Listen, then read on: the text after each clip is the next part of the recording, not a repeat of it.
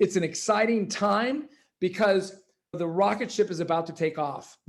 They got to choose a couple of strategies and base it in tactics that are connected to them. We're going to go over these strategies and tactics. Here's the discussion of strategy: legislation or policy, alliance building, media and public relations, disruption, and then the target meetings. You're either going to change legislation, you're going to try to change something that's in the city, could be the state, or we're going to try to change within an administration, whether that's in the campus. But there are two different things. I try to get the students to figure out that, are you going, the policy route to try to change an administrative rule, or are you going to go ask to change legislation in the city or on the campus? All the hopes of your strategy is to get to the target meeting, to get to the front of the decision maker. So you can make your pitch to get them to say yes or no, and hopefully yes. That's what you want to do. You start off at a low level. There's low level, medium level, and high level. I always say start low heat. Start low. Don't start medium or high. You don't even know if they even know about it. And before you do it, go talk to them.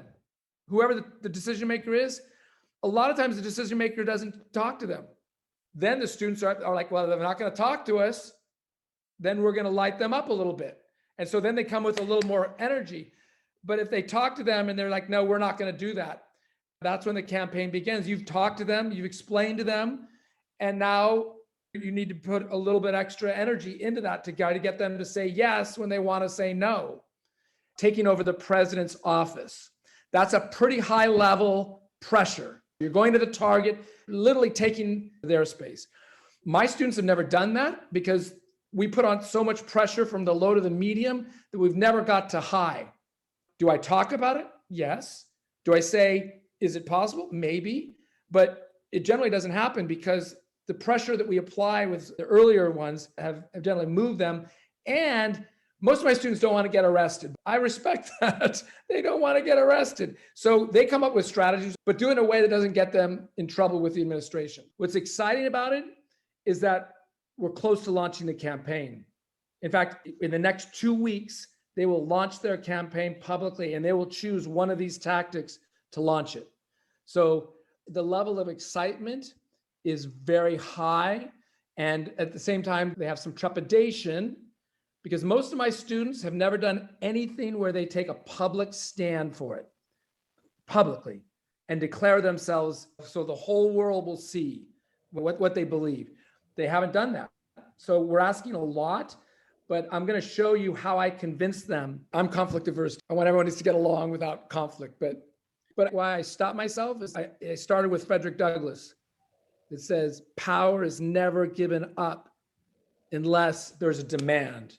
So that's what I always remind myself and I remind my students. We'd like it to be this way, but this is how it works. We have to make a demand. And here's the thing. Most of my students are really nice. They're very kind, and they don't want to be that either, but they can believe in justice. They can fight for justice, but they don't have to be mean about it. My students don't use any negative words. They don't blame the president. They're just saying, we want justice. This is not right. We're not going to name call you. They're always that way. Most of my time, they're wanting, but they're asking for the right thing. And that resonates not only to the public, but eventually to the administration, if you're going after the administration or the mayor. It communicates. Now, that doesn't mean we're not going to get it. They will say negative things about the students.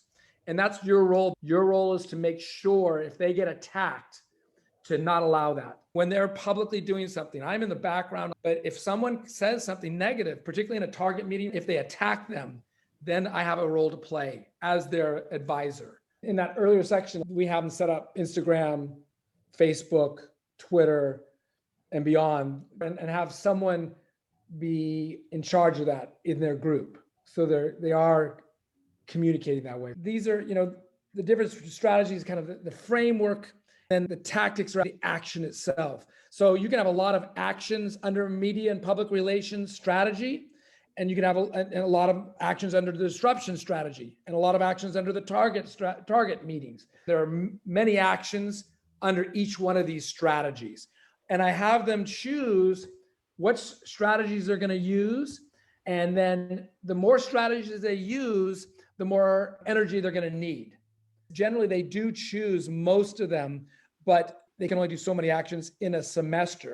I say this to my students: if we can get 2 actions going in this semester, I feel like we've done pretty well. Sometimes they do 3, but they can do 2. Let's go through the tactics or the actions. The ones I'm going to show you are connected to the media and public education strategy. How I get the students to feel comfortable and to overcome their fear is to show them a lot of examples. We're going to have all these examples on our website. You can click on them and use them for yourselves. The first one I talk about is at the lowest heat possible. It's a rally. And everyone kind of knows what a rally is, but I break it down. It's low to medium heat. It's a minimum of 10 people. It's 20 to 30 minutes long. I don't think you should have a 2-hour rally. Maybe at the most 45, but 20 to 30 is good. 3 to 5 speakers. You have chanting, spoken word, music. You can do all these things. And the key part about it is where you stand. I give them an example of this image. It's students stand behind the speaker. So this is Alicia St. Laurent. She's speaking at a minimum wage event. And you can see the students in the background, all the city council members on the right, students are on the left, the media there. So I give them an image. They look at, this is what a rally looks like. And a lot of times the rally serves also as a press conference because you want to get the media involved. So it's a rally / press conference every once in a while where there's 1,000 people, but that's very rare. Mostly they're attended by maybe 15 or 20 students in the back, and we'll get 15 or 20, sometimes 70 or 80 in the front. And then with the media, when the students do this, and when using the media, we usually get every major station to cover that.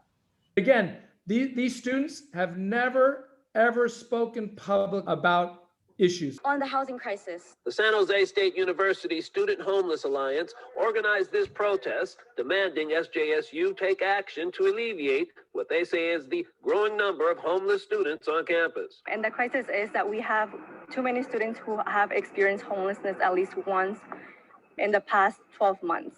In fact, according to a recent California State University Basic Needs Initiative study, close to 11% of students in the CSU system has experienced homelessness. I became homeless in mid-September, and I was sleeping in my car until mid-October. During midterms, I failed drastically. I would couch surf from friends' dorms and also live in the library while taking showers from the student event center. This is not just a San Jose State University challenge. This is something that we as a region have got to figure out. We've got to figure it out together. SJSU Vice President of Student Affairs, Patrick Day, talks about what the university is doing in the meantime to help homeless students. We're building new housing.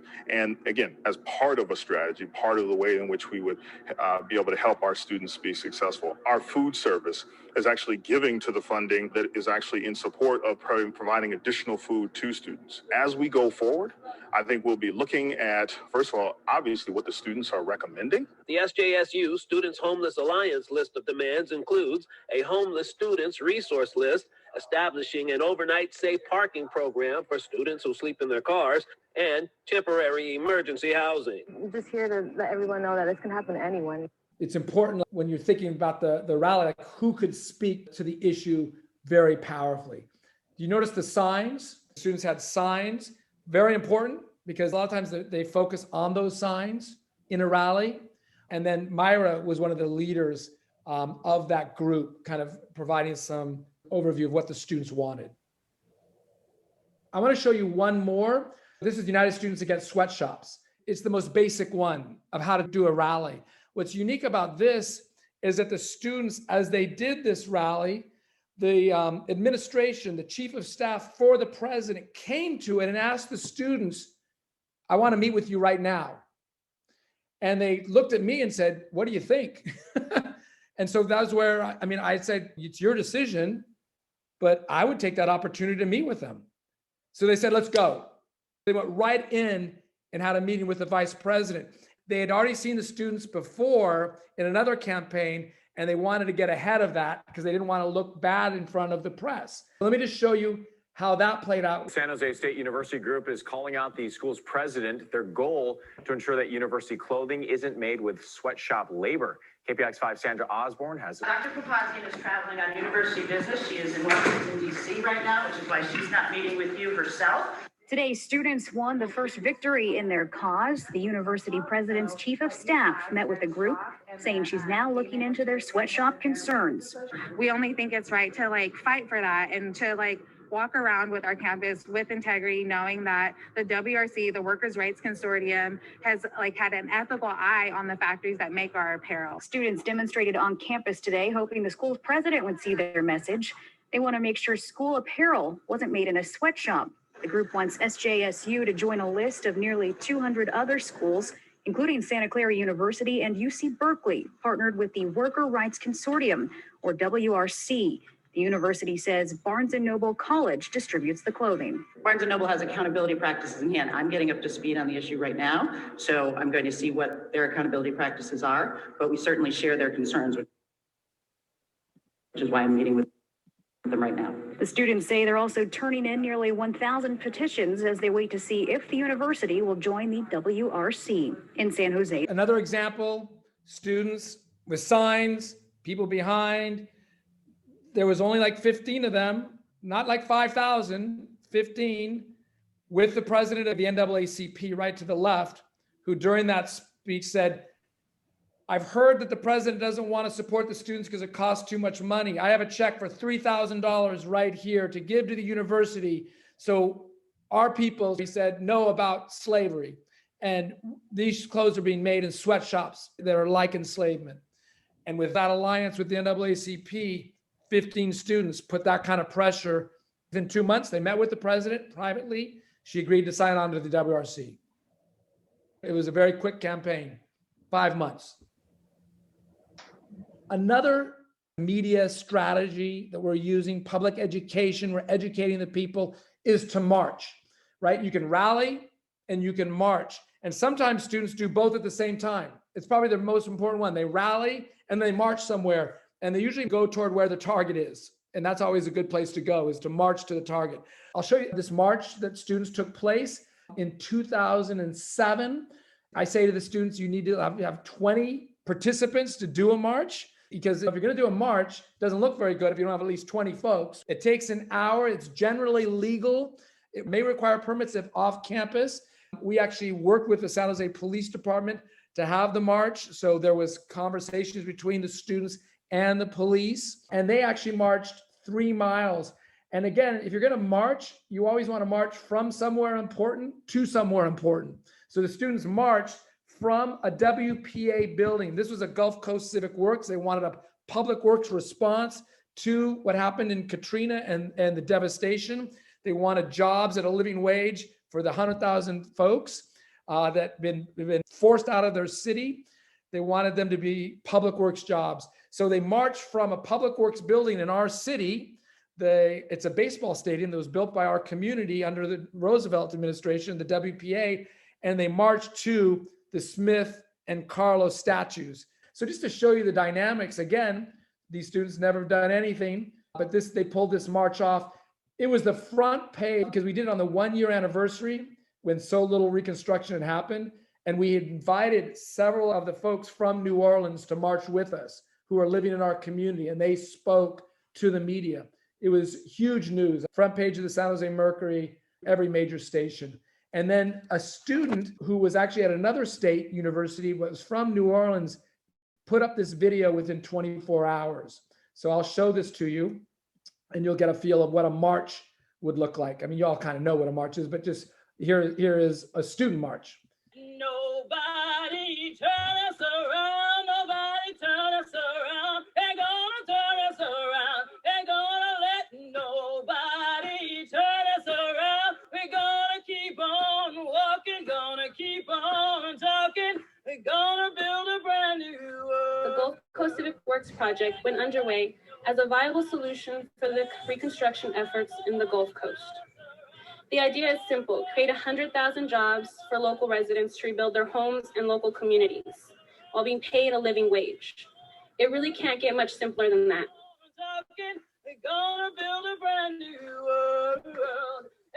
So that's short, but I can't tell you how much is going on in that video, right?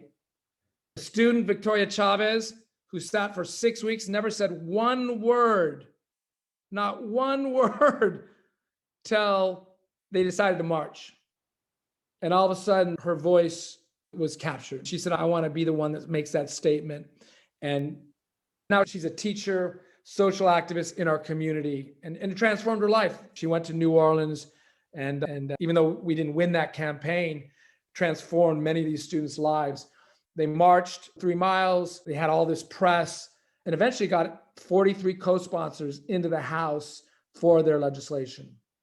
So it wasn't a victory, but they had a lot of procedural victories along the way. I'm going to show one more. I just want to show you this because this is putting a little bit more pressure on the university, in this case, the Target, and it was super fun. The students came up with this idea, is they did a faint-in.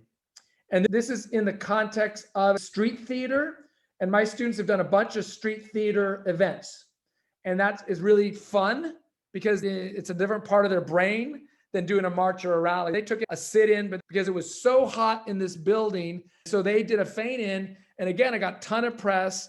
And of course, they said it'll never happen. But of course, it did happen, the victory. So I'll show this to you. It's just a really fun event that the students put together. And they had the social media 24 hours before the faint-in, 10 hours before the faint-in. They had 100 students faint with them. That's a lot of people, by the way, to get to an event. 100 students, you'll see them. And then they marched to the president's office. Here it is. Called a faint-in today over what they call potentially dangerous conditions. We need change. It's too hot. We need change. About 100 San Jose State students and some faculty members protested what they called intolerable conditions in one of the oldest campus buildings. On a day when temperatures climbed into the 70s, warm air blew from vents into Dudley Moorhead Hall, and the windows can't be opened. Protesters say at least 3 students have passed out in hot classrooms. It is very hot in this building. There is no air conditioning. The heaters are on in the classrooms. Right now, the heaters are on. The university says this old building will probably be demolished and is not likely to be renovated. So the students heard that, right? You hear the last line? It's not likely to be renovated. When they started the campaign, the president told them it will never happen. They said it would never happen, ever. It took them about a year. They did multiple things like it. In the middle of the night, the president signed off on the agreement. She didn't give any credit to them. She just signed the agreement to rebuild. They closed that building down for a year, and we now have air conditioning. So it was a great victory. The dean came out and said, thank you, students, for making this happen. But the university did not want to give them credit, because if they did that, what would it do? The students said, fine, we don't need it, but they held a press conference and they claimed the credit, because it's important for them to claim the credit for that. It was a wonderful victory. I'll just show you one last thing. The students enjoy looking at themselves when they win campaigns. They like it a lot. And when they're in the media, they really like that a lot. So I'll just show you this to end. We will pick up one more tactic, which is the target meetings. Generally, the university, after multiple lanes like this, they usually want to meet with the students. And they usually will say, how can we come to terms? Because they just don't want to be this continual thing. And my students, again, they don't say negative things about the president. They just say, we want this.